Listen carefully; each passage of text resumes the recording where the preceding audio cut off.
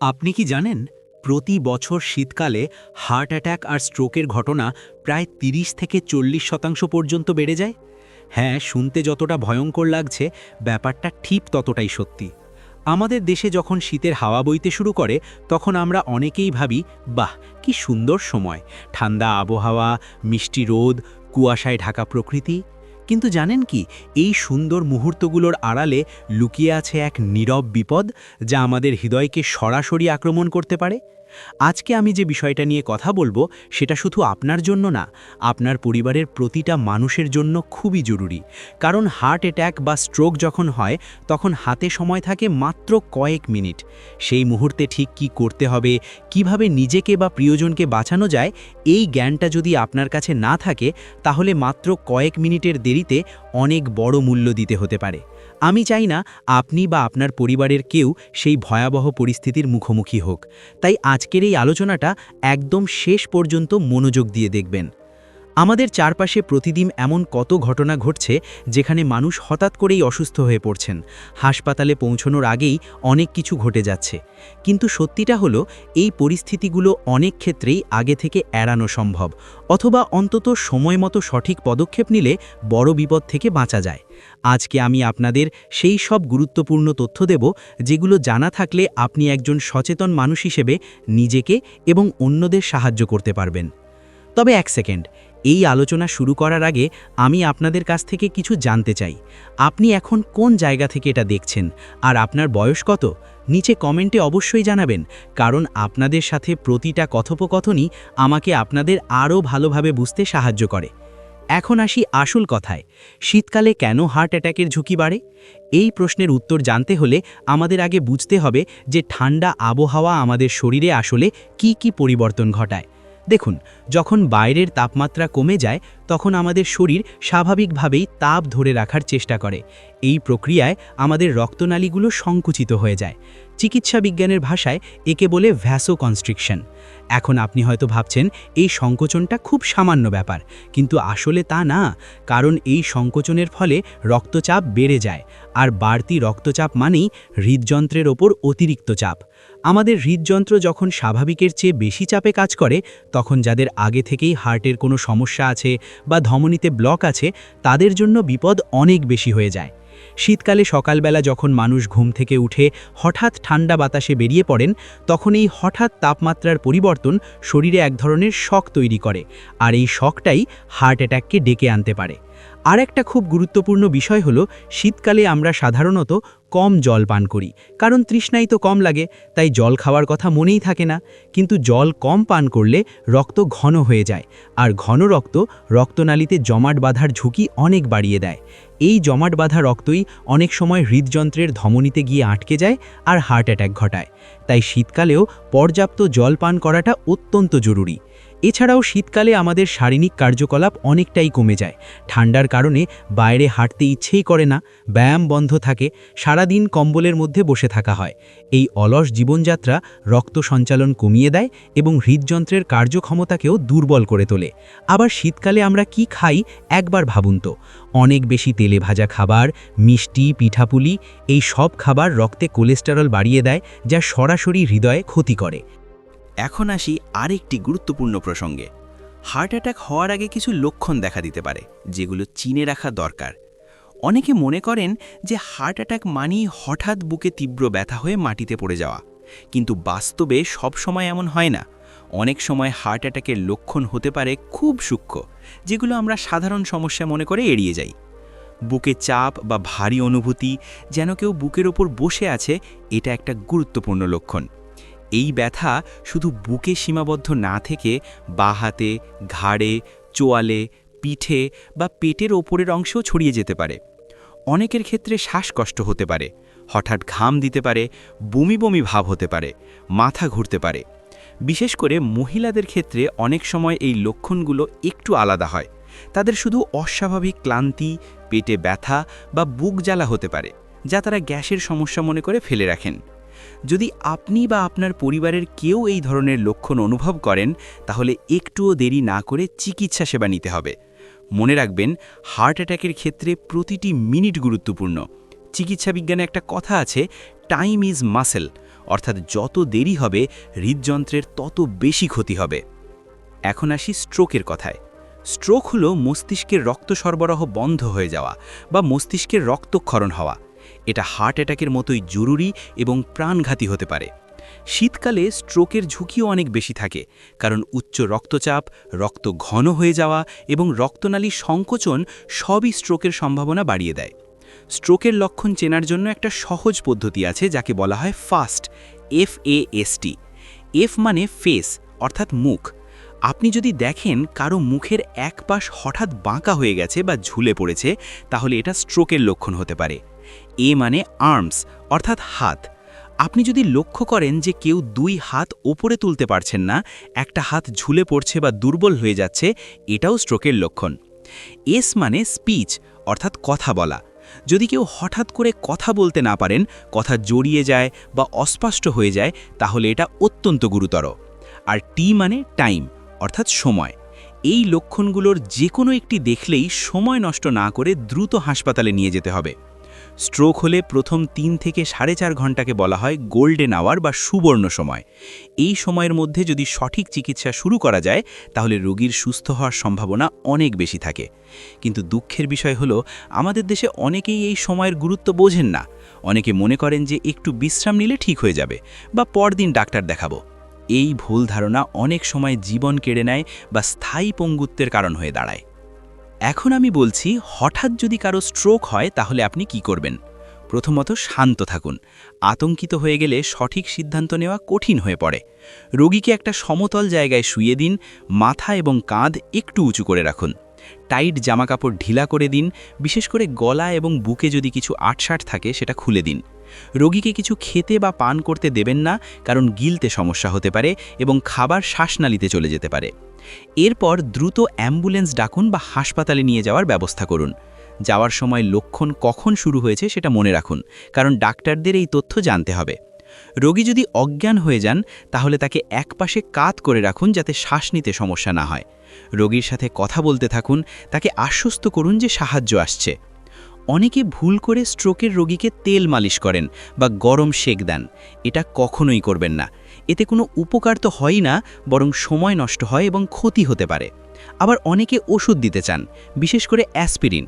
কিন্তু স্ট্রোকের ক্ষেত্রে ডাক্তারের পরামর্শ ছাড়া কোনো ওষুধ দেওয়া উচিত না, কারণ যদি রক্তক্ষরণজনিত স্ট্রোক হয়, তাহলে অ্যাসপিরিন পরিস্থিতি আরও খারাপ করতে পারে।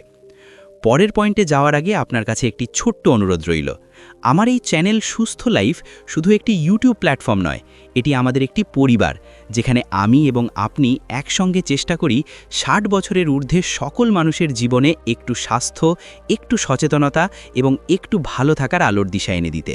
আমি নিয়মিত আপনাদের জন্য নিয়ে আসি এমন সব গুরুত্বপূর্ণ তথ্য যেগুলো আপনার বা আপনার কাছের মানুষের জীবনে বাস্তব উপকারে আসতে পারে।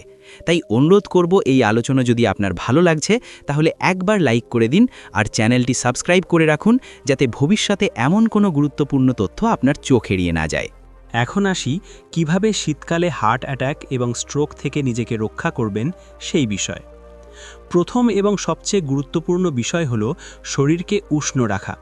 শীতের সময় পর্যাপ্ত গরম কাপড় পরুন। বিশেষ করে সকালে এবং রাতে যখন তাপমাত্রা সবচেয়ে কম থাকে, তখন বাড়তি সতর্কতা অবলম্বন করুন। মাথা, হাত এবং পায়ের দিকে বিশেষ নজর দিন, কারণ এই জায়গাগুলো দিয়ে শরীরের তাপ বেশি বেরিয়ে যায়। মোজা, মাফলার এবং টুপি ব্যবহার করা ভালো। সকালে ঘুম থেকে উঠে হঠাৎ বাইরে বেরোবেন না। বিছানায় উঠে বসুন, কিছুক্ষণ বসে থাকুন, তারপর ধীরে ধীরে উঠুন। এতে শরীর তাপমাত্রার পরিবর্তনের সাথে মানিয়ে নেওয়ার সময় পাবে। একেবারে খালি পেটে ঠান্ডায় বেরোনো থেকে বিরত থাকুন। হালকা কিছু খেয়ে একটু গরম জল বা চা পান করে তারপর বাইরে যান। নিয়মিত শারীরিক কার্যকলাপ বজায় রাখুন। আমি জানি শীতে বাইরে যেতে ইচ্ছা করে না, কিন্তু তাই বলে সারাদিন বসে থাকাটাও ঠিক না। ঘরের মধ্যেই হালকা হাঁটাচলা করুন, সহজ কিছু ব্যায়াম করুন। যদি বাইরে হাঁটতে যান, তাহলে খুব সকালে না গিয়ে রোদ ওঠার পর যান, যখন তাপমাত্রা একটু বেড়ে যায়। সন্ধ্যার আগে আগে ফিরে আসুন। খাবারের দিকে বিশেষ নজর দিন। শীতকালে তেলে ভাজা, চর্বিযুক্ত খাবার বেশি খাওয়া হয়। এই অভ্যাস বদলানো দরকার। তাজা শাকসবজি, ফল, মাছ, ওট, বাদাম এই ধরনের হার্ট ফ্রেন্ডলি খাবার বেশি করে খান। লবণ কম খান, কারণ বেশি লবণ রক্তচাপ বাড়িয়ে দেয়। চিনি এবং মিষ্টি জাতীয় খাবারও সীমিত রাখুন। জল পান করার কথা আগেও বলেছি, আবার বলছি, কারণ এটা অত্যন্ত গুরুত্বপূর্ণ। শীতে তৃষ্ণা কম লাগলেও দিনে অন্তত 8 থেকে 10 গ্লাস জল পান করার চেষ্টা করুন। ঠান্ডা জল খেতে না চাইলে হালকা গরম জল পান করতে পারেন। এতে রক্ত পাতলা থাকবে এবং রক্ত সঞ্চালন ভালো হবে। যদি আপনার উচ্চ রক্তচাপ, ডায়াবেটিস বা হার্টের কোনো সমস্যা থাকে, তাহলে নিয়মিত ওষুধ খাওয়া এবং ডাক্তারের কাছে চেক আপ করানো অত্যন্ত জরুরি। শীতকালে রক্তচাপ স্বাভাবিকভাবেই একটু বেশি থাকে, তাই এই সময় আরও বেশি সতর্ক থাকা দরকার। বাড়িতে যদি ব্লাড প্রেশার মাপার যন্ত্র থাকে, তাহলে নিয়মিত নিজের রক্তচাপ মাপুন এবং রেকর্ড রাখুন। ধূমপান এবং মদ্যপান থেকে দূরে থাকুন। ধূমপান রক্তনালীকে ক্ষতিগ্রস্ত করে এবং রক্ত জমাট বাঁধার ঝুঁকি বাড়ায়। অনেকে মনে করেন যে শীতে মদ খেলে শরীর গরম থাকে, কিন্তু এটা সম্পূর্ণ ভুল ধারণা। মদ শরীরের রক্তনালীকে প্রসারিত করে, ফলে শরীরের তাপ বেশি বেরিয়ে যায় এবং শরীর আরও ঠান্ডা হয়ে পড়ে। মানসিক চাপ কমানোও হার্টের স্বাস্থ্যের জন্য গুরুত্বপূর্ণ। অতিরিক্ত চিন্তা, উদ্বেগ, রাগ এগুলো রক্তচাপ বাড়িয়ে দেয় এবং হার্টের ওপর চাপ ফেলে। প্রতিদিন কিছুটা সময় বিশ্রাম নিন, নিজের পছন্দের কাজ করুন, পরিবারের সাথে সময় কাটান। ধ্যান বা গভীর শ্বাস-প্রশ্বাসের ব্যায়াম মানসিক চাপ কমাতে সাহায্য করে। পর্যাপ্ত ঘুমও অত্যন্ত গুরুত্বপূর্ণ। রাতে 7 থেকে 8 ঘন্টা ঘুমানোর চেষ্টা করুন। ঘুমের সময় শরীর নিজেকে মেরামত করে এবং পরের দিনের জন্য প্রস্তুত হয়। যদি ঘুমের কোনো সমস্যা থাকে, যেমন রাতে বারবার ঘুম ভাঙা বা ঘুমের মধ্যে শ্বাস বন্ধ হয়ে যাওয়া, তাহলে অবশ্যই ডাক্তারের পরামর্শ নিন।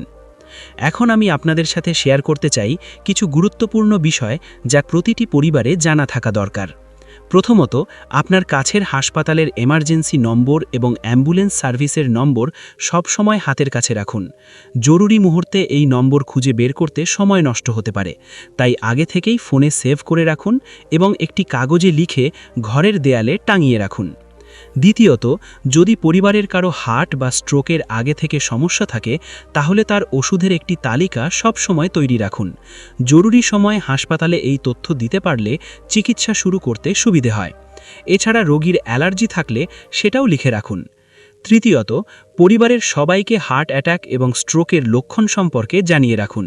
শুধু আপনি জানলে হবে না, বাড়ির অন্যরাও যাতে জানে সেটা নিশ্চিত করুন।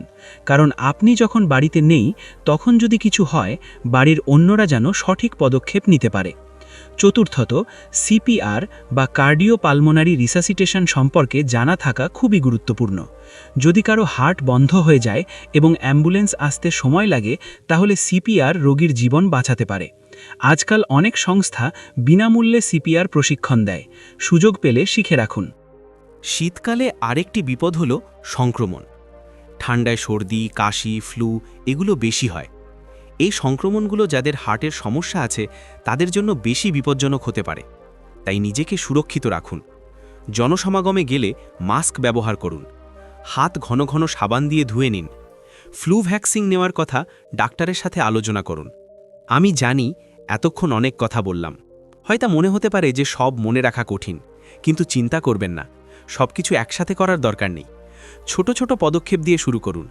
আজকে যদি শুধু একটু বেশি জল পান করার সিদ্ধান্ত নেন, কাল যদি সকালের হাঁটা শুরু করেন, এভাবে ধীরে ধীরে অভ্যাস বদলান। মনে রাখবেন, স্বাস্থ্যই সম্পদ।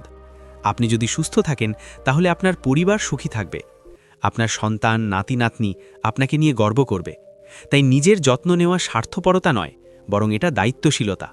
আমি একটা কথা প্রায়ই বলি, রোগ হওয়ার পর চিকিৎসা করার চেয়ে রোগ যাতে না হয় সেদিকে নজর দেওয়া অনেক বেশি বুদ্ধিমানের কাজ। প্রতিকারের চেয়ে প্রতিরোধ সবসময় উত্তম। শীতকালে একটু বেশি সতর্ক থাকলে, সঠিক জীবনযাপন করলে হার্ট অ্যাটাক এবং স্ট্রোকের ঝুঁকি অনেকটাই কমানো সম্ভব।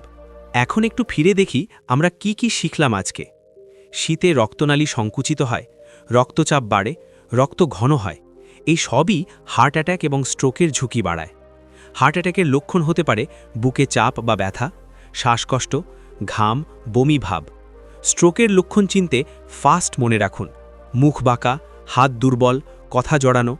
এই লক্ষণ দেখলে দ্রুত হাসপাতালে নিয়ে যান, সময় নষ্ট করবেন না। প্রতিরোধের জন্য উষ্ণ থাকুন, জল পান করুন, হালকা ব্যায়াম করুন, স্বাস্থ্যকর খাবার খান। ধূমপান বর্জন করুন, নিয়মিত চেক আপ করান। আমি বিশ্বাস করি যে সচেতনতাই হলো সবচেয়ে বড় রক্ষা কবচ। আপনি যত বেশি জানবেন তত বেশি নিজেকে এবং আপনার প্রিয়জনদের সুরক্ষিত রাখতে পারবেন। আজকের এই তথ্যগুলো যদি আপনার কাজে লাগে তাহলে আমার এই প্রচেষ্টা সার্থক। শেষ করার আগে আরও কিছু কথা বলতে চাই। অনেকে মনে করেন যে বয়স হয়ে গেলে আর কিছু করার নেই, যা হবার তা হবে। এই চিন্তা সম্পূর্ণ ভুল। যে কোনো বয়সেই জীবনযাত্রায় ইতিবাচক পরিবর্তন আনলে স্বাস্থ্যের উন্নতি হতে পারে। 50, 60, 70 বা তারও বেশি বয়সে সুস্থ এবং সক্রিয় জীবন কাটানো সম্ভব, শুধু দরকার সঠিক তথ্য এবং সদিচ্ছা। আপনার যদি কোনো প্রশ্ন থাকে বা কোনো বিষয়ে আরও বিস্তারিত জানতে চান তাহলে নিচে কমেন্টে জানান। আমি চেষ্টা করব আপনার প্রশ্নের উত্তর দিতে। মনে রাখবেন, এই চ্যানেল আপনার জন্য, আপনার সুস্থতার জন্য। আমরা সবাই মিলে একটি সুস্থ এবং সুন্দর জীবনের জন্য কাজ করছি। এখন শীত চলছে, আজ থেকেই শুরু করুন নিজের যত্ন নেওয়া। সকালে ঘুম থেকে উঠে একটু ধীরে ধীরে বিছানা ছাড়ুন, গরম কাপড় পরুন, একটু হালকা ব্যায়াম করুন, স্বাস্থ্যকর নাস্তা খান, পর্যাপ্ত জল পান করুন। এই ছোট ছোট কাজগুলোই আপনাকে বড় বিপদ থেকে বাঁচাতে পারে। আর যদি কখনো নিজের বা পরিবারের কারো অসুস্থতা বোধ হয় তাহলে দেরি না করে ডাক্তারের কাছে যান। লজ্জা পাবেন না, অবহেলা করবেন না, কারণ সময় মতো চিকিৎসা পেলে অনেক বড় বিপদ এড়ানো যায়। আপনাদের সবার জন্য শুভকামনা রইল। সুস্থ থাকুন, ভালো থাকুন, পরিবারকে সময় দিন, জীবনকে উপভোগ করুন। আর মনে রাখবেন, স্বাস্থ্যের চেয়ে বড় কোনো সম্পদ নেই। আজকের আলোচনা এই পর্যন্তই। আশা করি এই তথ্যগুলো আপনাদের কাজে লাগবে। এই ভিডিওটি যদি ভালো লেগে থাকে তাহলে একটা লাইক দিন, শেয়ার করুন আপনার বন্ধু এবং পরিবারের সাথে, যাতে তারাও এই গুরুত্বপূর্ণ তথ্য জানতে পারেন। আর এখনও যদি চ্যানেলটি সাবস্ক্রাইব না করে থাকেন তাহলে অবশ্যই করে রাখুন। বেল আইকনে ক্লিক করুন, যাতে নতুন ভিডিও আসলেই আপনাকে জানিয়ে দেওয়া যায়। আমরা আবার দেখা করব পরবর্তী ভিডিওতে নতুন কোনো গুরুত্বপূর্ণ বিষয় নিয়ে। ততক্ষণ পর্যন্ত সুস্থ থাকুন, সচেতন থাকুন।